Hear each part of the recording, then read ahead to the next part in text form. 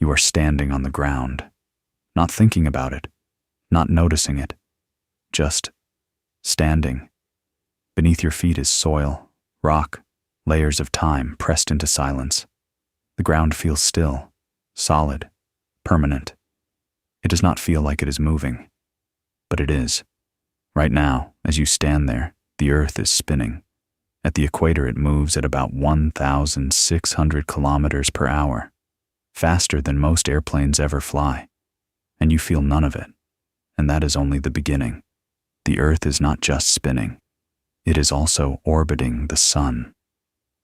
At around 107,000 kilometers per hour, every second you are being carried through space faster than a bullet, faster than anything your body was ever meant to understand. Still, you feel nothing, because everything around you is moving with you. Your house, the air, the clouds, the people you know, even the birds, all of it caught in the same motion. Now imagine stepping outside at night.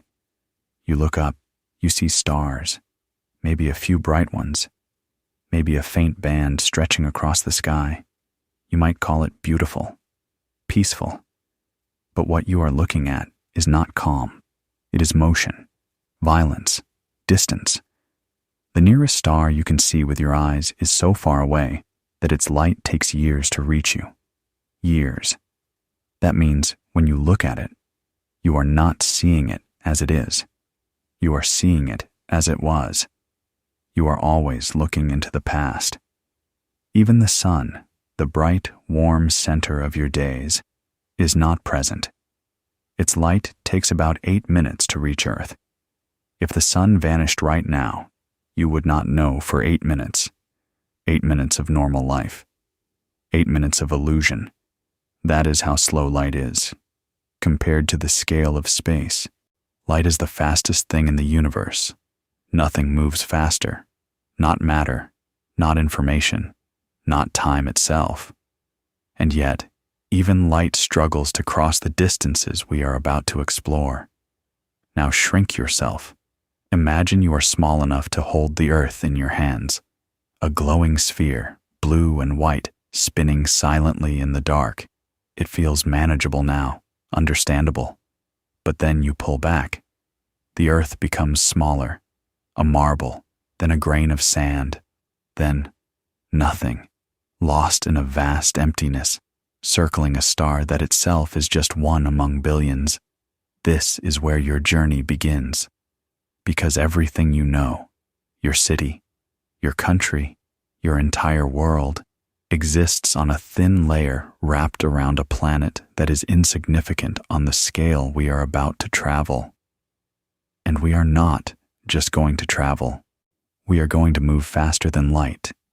Not in reality. That is impossible. But in perspective, we will cross distances that light itself takes minutes, hours, even years to travel. We will leave behind everything familiar, step by step, until even the sun feels small. And somewhere along the way, something changes.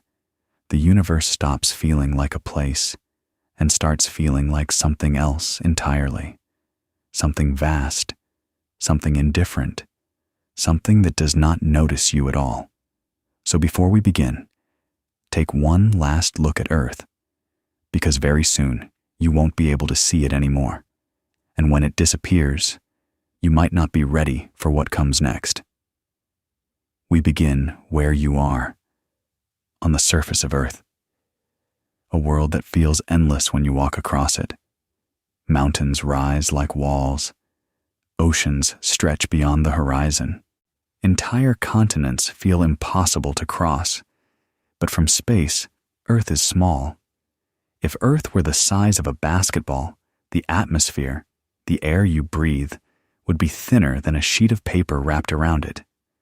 Everything you have ever known exists within that fragile layer. Everything. Now we move outward. At first, slowly.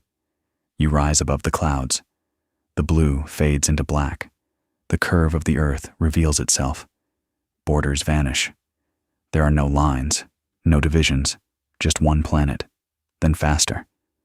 The Earth shrinks beneath you. Satellites drift by. The moon appears, distant, gray, silent. It takes light about 1.3 seconds to travel from Earth to the moon. Just over a second. Close, on a cosmic scale. But if you tried to drive there at highway speed, it would take you about 6 months. Distance is already starting to stretch. And now we accelerate. Past the moon. Past the space where humans have ever traveled. The Earth is now a bright dot. The moon a smaller one, circling it endlessly. Ahead lies the sun. At the speed of light, it takes about 8 minutes to get there. 8 minutes to cross what feels, from Earth, like an infinite distance. But now, moving faster than light in perspective, we cover it in moments. The sun grows, from a star in the sky to a blinding sphere of fire. Its surface burns at around 5,500 degrees Celsius, enough to melt rock, enough to erase anything that comes close. And yet, the sun is not large compared to what exists out there. It only feels large because you are close to it. If the sun were hollow, you could fit about 1.3 million Earths inside it. 1.3 million. Try to picture that. You can't, so we move on. Beyond the sun, the inner planets blur past.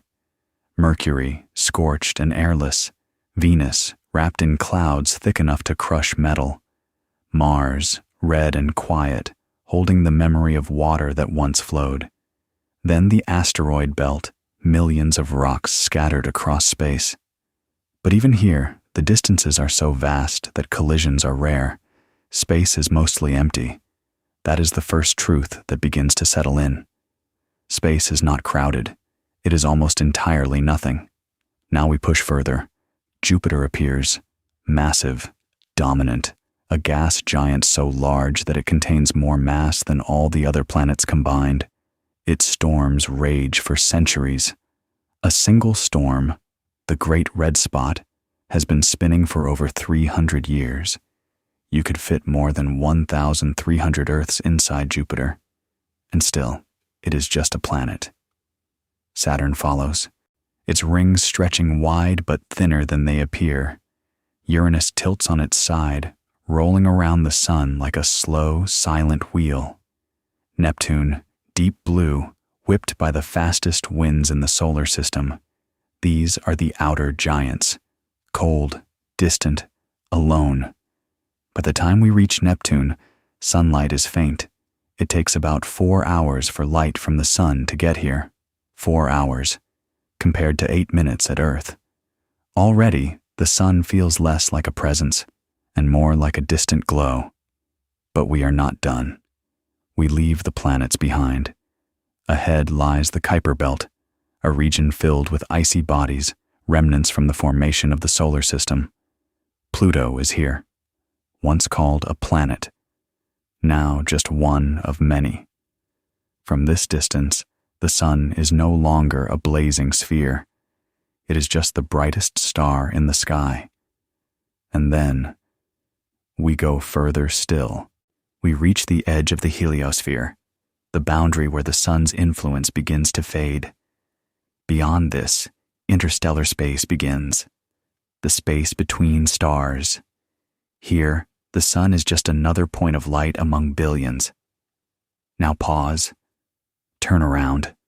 Look back.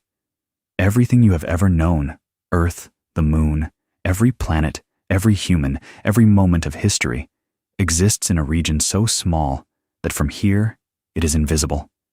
Gone. Completely gone. That is the gut punch. All of human existence fits inside a space that disappears the moment you step outside it. And yet, we are still not even close to leaving the neighborhood. The nearest star system, Alpha Centauri, is about 4.37 light-years away. That means light, the fastest thing in existence, takes over 4 years to get there. If you traveled at the speed of the fastest spacecraft ever built, it would take tens of thousands of years, tens of thousands. and we just crossed the entire solar system in minutes. Now imagine trying to cross the galaxy. The Milky Way is about 100,000 light years across. 100,000 years for light to go from one side to the other. And there are billions of stars inside it, each with their own planets, their own systems, their own silent stories. You are not just small, you are almost nothing at this scale, and yet, even the Milky Way is not the end, because beyond it, there are other galaxies, billions of them, stretching in all directions, each one containing billions of stars, each star separated by distances that even light struggles to cross. So the question becomes unavoidable. If this is just our galaxy, what lies beyond all of it? Now we stop moving, not because there is nowhere left to go, but because the scale has broken something. You are no longer thinking in distances you can feel. Kilometers mean nothing here. Even light years begin to lose meaning when stacked in millions, then billions. So instead, you float, somewhere far beyond the edge of the solar system, beyond the comforting pull of the sun, beyond the last trace of warmth that ever reached Earth. Out here, space is not just empty. It is quiet in a way that is difficult to describe. No sound, no wind, no motion you can feel. Just distance, endless distance. And yet, even here, you are not truly alone. Because everywhere you look, there are stars. Faint, distant, ancient. Their light has been traveling for years, centuries, sometimes millions of years just to reach this point. Some of them no longer exist. What you see is only their past. The universe is not showing you what is. It is showing you what was.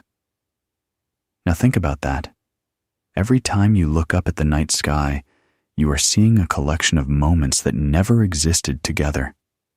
A scattered history of light arriving at the same place. You have never seen the universe as it is. No one ever has, and no one ever will, because by the time light reaches you, it is already old. This is the second truth. The universe is not just vast, it is delayed. Now return, for a moment, to something small. Your life. A single human life lasts, on average, less than a century, less than 100 years. Compared to Earth's age, about 4.5 billion years, that is nothing. And compared to the sun's lifetime, about 10 billion years, even less. Compared to the age of the universe, around 13.8 billion years, it disappears entirely. You are here for a moment so brief that, on the scale of the universe, it does not even register. A blink, less than that. And yet, this moment is everything to you. Every thought you have ever had, every memory, every person you have known, every feeling, every fear, every hope, all of it exists within this tiny slice of time, a fraction of a fraction. And still, it matters. Not to the universe. The universe does not care. Stars will burn whether you exist or not. Galaxies will collide. Space will expand. Time will continue. Indifferent, unaware. But to you, it matters completely, because you are the one experiencing it. You are the one looking out into this vast, unsilent universe and asking questions. Why is it so big? Why are we here? Why does anything exist at all? There may not be answers, at least not answers we can reach. But there is something else.